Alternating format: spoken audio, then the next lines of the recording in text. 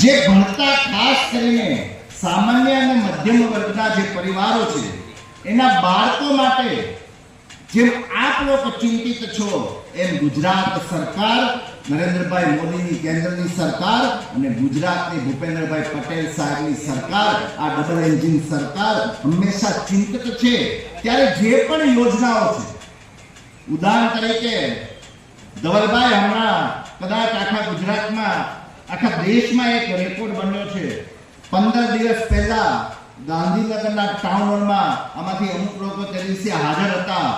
એ દિવસે એક જ સમયે આખા ગુજરાતમાં 13 લાખ વિદ્યાર્થીઓને આશરે 370 કરોડની શિષ્યવૃત્તિનું વિતરણ એક જ બટનથી ગુજરાતના મુખ્યમંત્રી શ્રી ભૂપેન્દ્રભાઈ પટેલ અને નાયબ મુખ્યમંત્રી શ્રી હર્ષભાઈની વિશેષ ઉપસ્થિતિમાં આપણે કર્યું છે. કદાચ પહેલી વખત ભારત દેશમાં ઇતિહાસ સર્જાયો છે.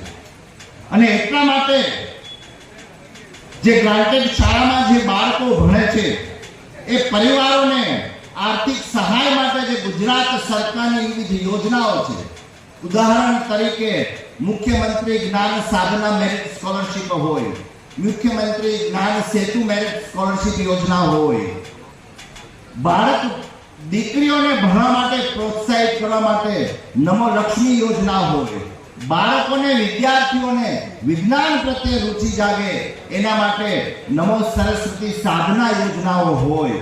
એ ઉપરાંત જ્ઞાન શક્તિ અને રક્ષા શક્તિ રેસિડેન્શિયલ સ્કૂલ હોય.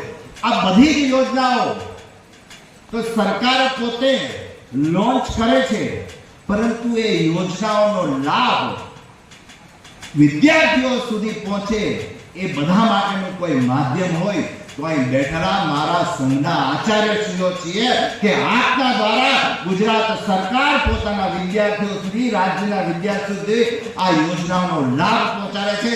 એ બદલ પણ હું આપ સૌનો આભારી છું. અને ખાસ તો મેં જેમ વાત કરી કે એક બટન દબાયું અને કોઈ પણ વચેટિયા વગર, એ વખતે એ જમાનામાં એ વખતના તત્કાલીન વડાપ્રધાન વાત કરતા હતા કે ઉપરથી 100 રૂપિયા મોકલાવું છું ત્યારે માત્ર 15 પૈસા જ લાભાર્થીને પહોંચે છે.